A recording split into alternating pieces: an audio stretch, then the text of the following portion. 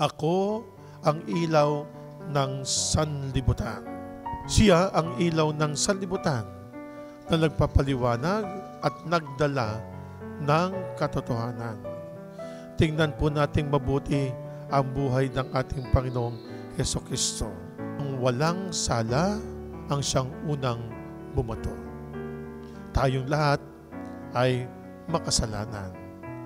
Makasalanan kung tayo po'y susunod sa kalooban ng Ama ay mawawala ang lahat ng ito at ibibigay naman po sa atin ng Ama ang lahat-lahat sa tulong ng ating Panginoong Hesukristo.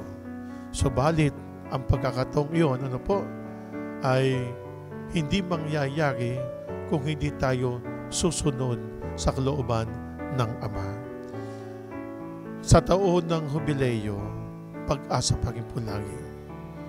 Pinaparating po sa atin na umasa lagi tayo sa ating Panginoong Diyos, sa ating Panginoong Hesukristo. Huwag tayong mawawalan ng pag-asa. Dahil sa bandang huli, sinasabi nga po na ang Diyos din ang ating patutunguhan at ang tanging ang Diyos lamang ang kukuha sa atin.